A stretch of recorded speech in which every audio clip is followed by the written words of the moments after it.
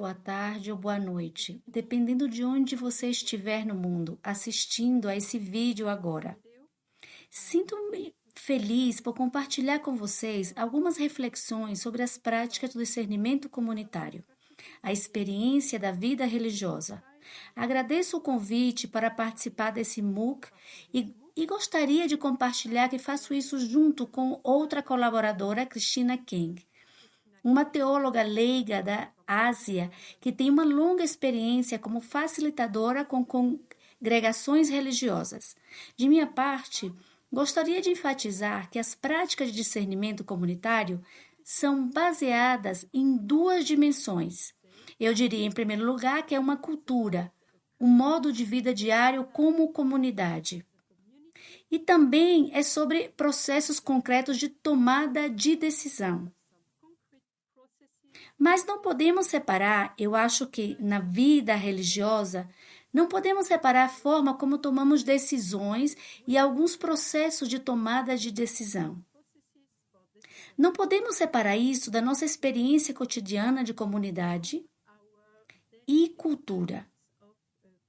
Ou seja, de certa forma, a cultura da ordem religiosa e da vida religiosa. Os dois estão intimamente ligados. E lembro-me muito bem quando, no início do Sínodo, para lançar a Comissão de Espiritualidade, organizamos em Roma uma jornada de estudo muito interessante sobre como as diferentes ordens religiosas, as diferentes famílias espirituais ou as famílias carismáticas das diferentes espiritualidades, como eles discernem juntos. Qual é a experiência da sinodalidade? Estiveram presentes os beneditinos que expressaram a forma como fazem os franciscanos, e eu me lembro bem ao delegado da Ordem Dominicana, e para mim foi realmente esclarecedor. Ele disse que para eles, como dominicanos, eles têm como base uma maneira de fazer o discernimento em comum. E vocês já sabem, tem capítulos e discutem muitas coisas juntos, eles têm uma maneira de tomar decisões de uma forma bastante democrática. E eles votam. Mas nos mostrou uma pintura de São Domingos sobre a mesa comendo com seu irmão. E este delegado da Ordem Dominicana expressou realmente que o caminho, a experiência, o discernimento juntos está realmente enraizado na experiência da fraternidade, na vida comunitária e no modo como ela é moldada, na maneira como bebem juntos, comem juntos e rezam juntos. E assim, é claro, em algum momento da vida comunitária, assim como em uma família ou um movimento leigo, tem-se uma espécie de vida cotidiana. E também há momentos em que você tem que tomar decisões importantes, mas da forma como vive juntos e como incorpora uma cultura, discernindo ou não, realmente mudarão a maneira como discernem juntos e tomam a decisão final. E essa é minha experiência como irmã xaveriana. Entrei na comunidade em 1995 e através do processo da formação, especialmente durante os meus 2 anos de noviciado, descobri e aprendi de certa forma a discernir, porque a formação na vida religiosa e no noviciado é uma espécie de escola de discernimento. E há que discernir realmente se este é o seu chamado para seguir a Cristo, nesta ordem ou não. E experimentando a imersão na vida comunitária, se aprende maneiras de estar juntos, discutir juntas, orar juntas e discernir juntas. E para nós religiosas, como sabem, temos esses 3 votos: o voto de pobreza, castidade e de obediência. E uma comunidade local, ou como congregação, se você tem um superior, ou agora o chamamos cada vez mais de líder, ou coordenador, coordenadora, mas minha experiência como irmã xaveriana é realmente que a obediência, como dizemos em nossas constituições, nossas regras de vida, obediência é escutar o Espírito juntos. Então, não é ideia de que, como membro, você está apenas esperando que o superior lhe diga o que fazer ou o que não fazer. Não, é realmente sobre escutar juntos o Espírito e aprender a compartilhar com seu superior o que está acontecendo em sua vida e como o Espírito Santo está guiando você. E através desse diálogo, realmente um diálogo, uma escuta mútua, aprendemos a discernir juntos. Claro, quem toma a decisão final, especialmente quando tem que ser enviado para o ministério, é o superior, superiora, mas não faz isso do nada. Ela faz isso a partir da escuta, o que podemos dizer de seus movimentos espirituais internos, o que você sente como um chamado, ou que você resiste, suas dificuldades. Por isso é muito importante, e isso é o que eu aprendi na vida religiosa. Acho que não podemos falar sobre práticas de discernimento comunitário se não tivermos uma cultura de compartilhamento, uma cultura de diálogo. Se você não fala sobre o que está acontecendo em você e através de você, se você não aprende a falar sobre sua experiência espiritual e de sua vida espiritual e de sua vida comunitária, o que você está vivendo em sua missão, você não dará ao superior os elementos necessários para o discernimento. E se você quer fazer discernimento comunitário, como fazemos regularmente, por exemplo, se como comunidade há novos membros e você tem que reorganizar a casa ou o convento onde mora, não é só que alguém mais o fará. É sobre como o espaço em que você está como comunidade é importante para todos. Assim, vamos aproveitar o tempo para escutar uns aos outros e discernir juntos o que poderia ser melhor. E o que aprendi em minha própria experiência como irmã xaveriana é o quão importante compartilhar em comunidade, podemos dizer. É importante para nós, como irmãs, ter um fim de semana comunitário mensal, onde dedicamos um tempo significativo ao que chamamos de partilha espiritual mensal. É uma espécie de troca rápida onde nos escutamos. Não há discussão, não há reação, e cada uma é livre para compartilhar o que viveu durante os meses de nossa vida de oração, de nosso ministério, de nossa vida pessoal, de vida comunitária, para compartilhar alegrias, consolações, mas também dificuldades ou acontecimentos. Então é uma troca bem profunda e rápida. E é uma maneira de praticar, reconhecer como o Espírito Santo está agindo em você e também escutar e contemplar como o Espírito Santo está agindo através do outro, da outra.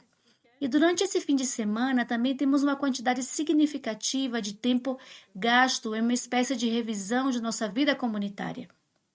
Então, refletimos sobre a nossa experiência como comunidade, sobre a nossa vida em conjunto. Pode ser sobre a liturgia, pode ser as refeições, pode ser as pessoas que convidamos, nossa experiência.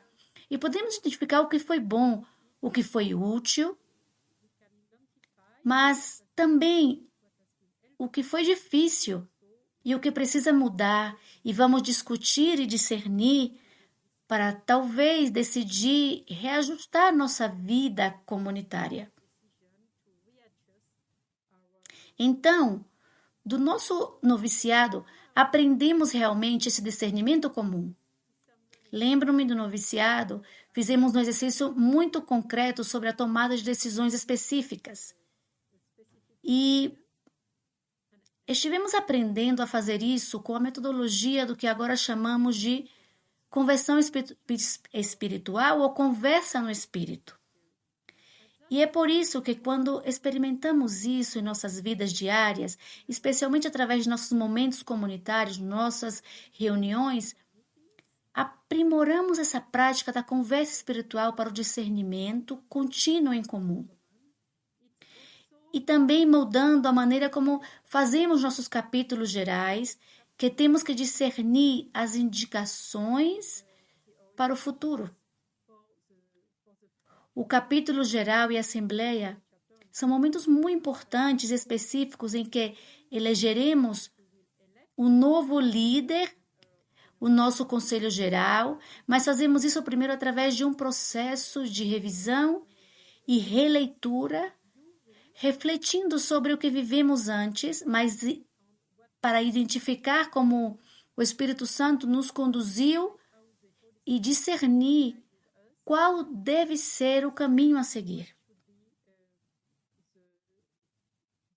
E, por causa da minha experiência como irmã xaveriana, com a minha participação no sínodo, também tive a oportunidade de conhecer muitas outras ordens religiosas e participar de diferentes capítulos gerais ou às vezes reuniões congregacionais.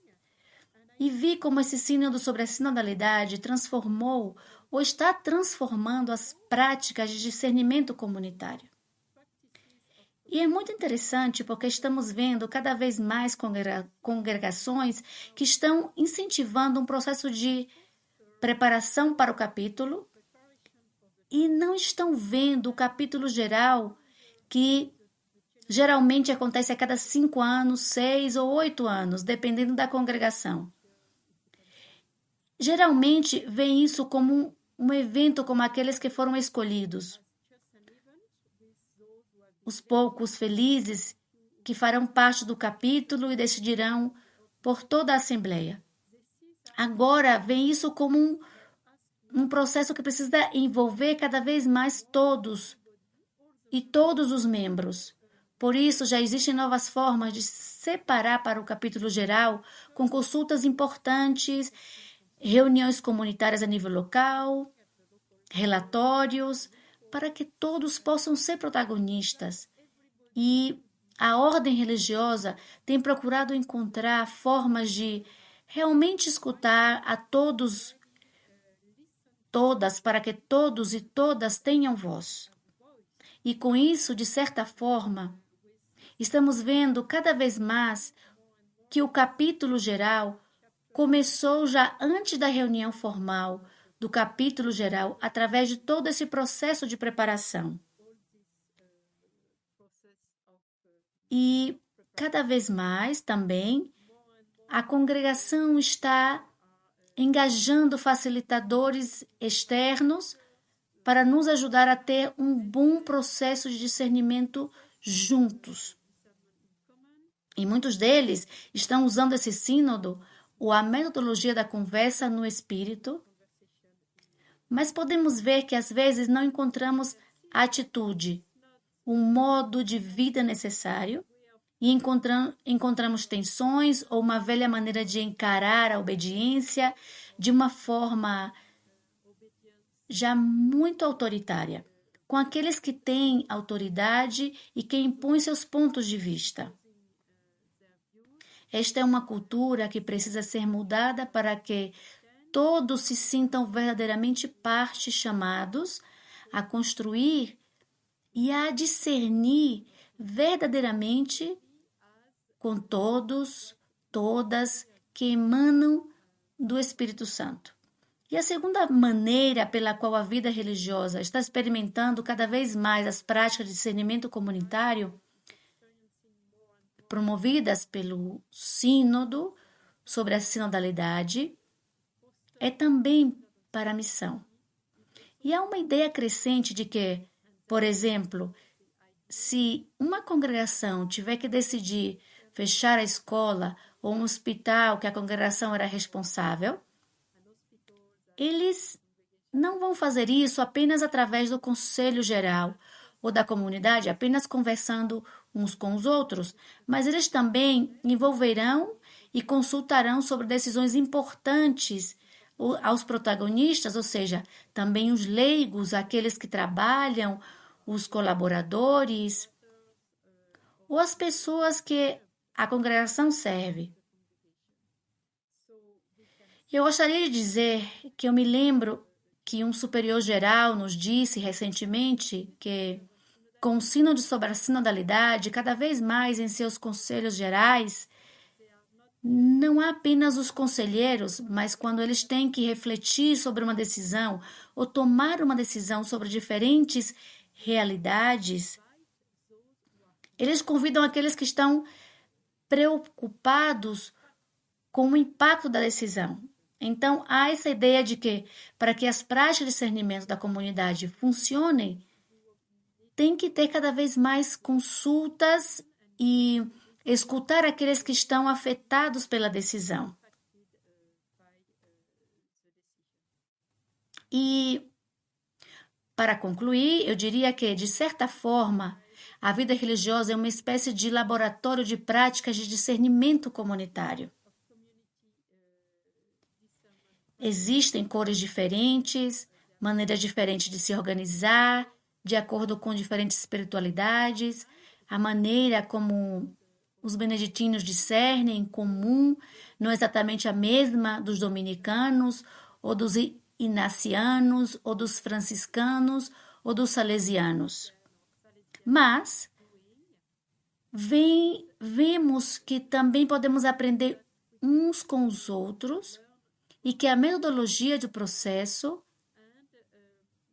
não é suficiente. É necessário uma estrutura, precisa de processos, mas também é muito sobre as atitudes espirituais de todos os membros, a mentalidade, a cultura. E é por isso que não podemos falar de práticas de discernimento comunitário se não formarmos as pessoas para fazer um discernimento pessoal, e devemos ter esse espírito de escuta, de diálogo e de discernimento. Como teóloga e facilitadora leiga, acompanhei várias congregações religiosas em seu discernimento comunitário.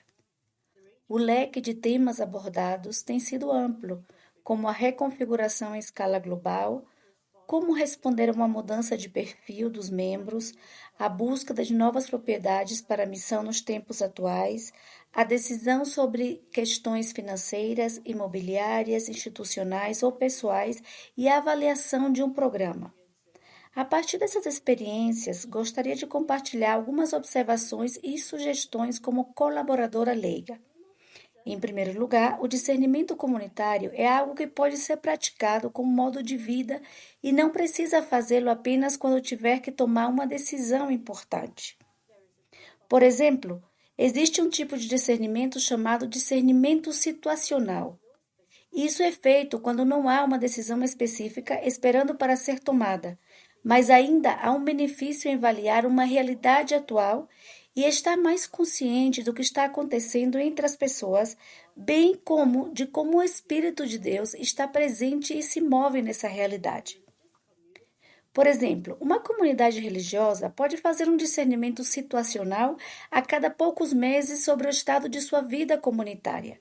Durante a pandemia do Covid, ajudei membros de algumas congregações religiosas a fazer uma reflexão orante e conversas em espírito sobre como estavam lidando com a pandemia. O que está acontecendo externa e internamente durante uma crise dessas? Foi extremamente útil para os membros da comunidade se reunirem online ou pessoalmente para expressar seus sentimentos internos, dúvidas e confusões, para saber o que os outros estão passando, para compartilhar o que eles estão afetados, pelo que está acontecendo ao seu redor. Encontrar a presença de Deus no meio das trevas e ver a situação de uma forma mais profunda. Assim, eles puderam encontrar conforto e ver como Deus os está movendo como uma comunidade. Nesse sentido, o discernimento situacional é diferente de simplesmente compartilhar. A comunidade religiosa busca chegar a uma visão coletiva do que Deus está revelando.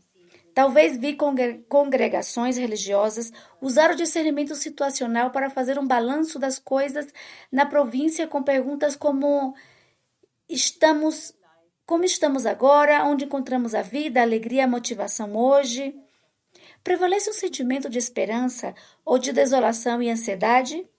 Como as coisas estão mudando, isso encoraja os membros a cultivar uma cultura de reflexão, fazendo perguntas, escutando, abraçando as experiências dos outros, tendo um olhar honesto sobre a realidade para entendê-la mais profundamente e encontrando a presença de Deus em todas as coisas. Em vez de se apressar para encontrar suas próprias soluções e planos. Dessa forma, a comunidade religiosa adota uma postura de discernimento como um modo de vida. A segunda coisa que gostaria de compartilhar é que as congregações religiosas têm pontos fortes importantes para o discernimento comunitário. Eles têm seu carisma, sua espiritualidade, a visão dos seus fundadores, suas constituições e outros documentos fundadores.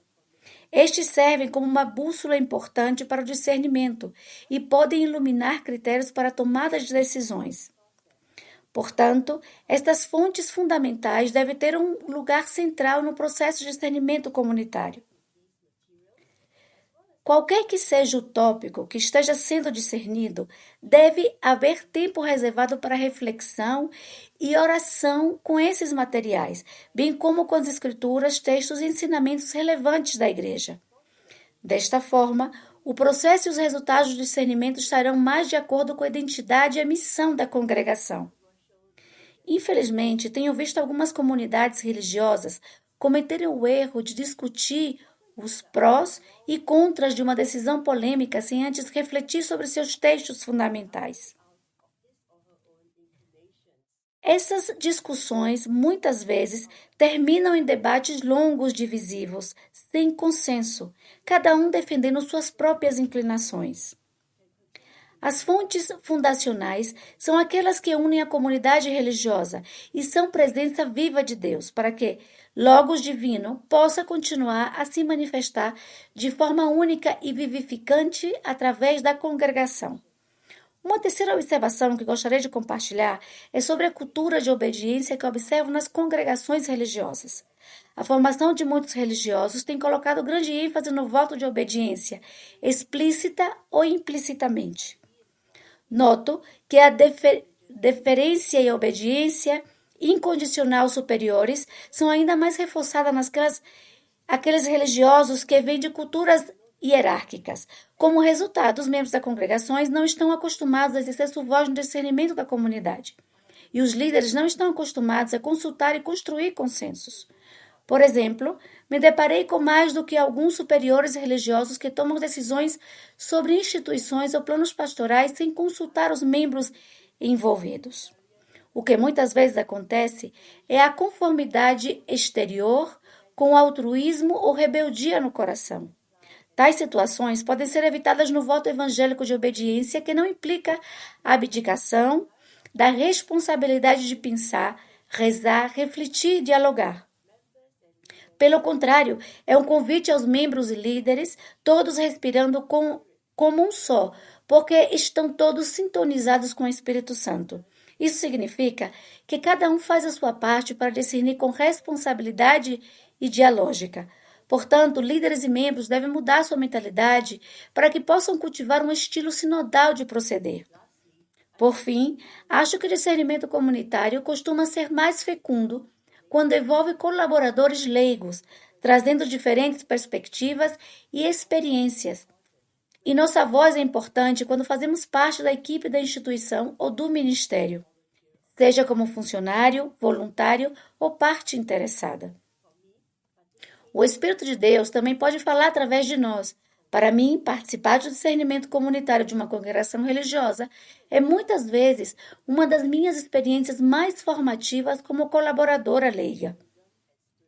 Isso realmente me ajudou a elevar interiormente o carisma e a espiritualidade da congregação e posso retribuir mais.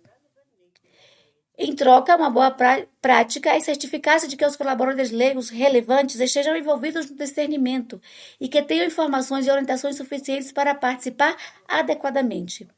Vi também que sempre que são usados métodos de diálogo que promovem a igualdade de oportunidades para falar e escutar, os colaboradores leigos sentem um maior senso de pertencimento, valor e compromisso com a organização, e os religiosos se sentem enriquecidos e encorajados pela partilha dos leigos.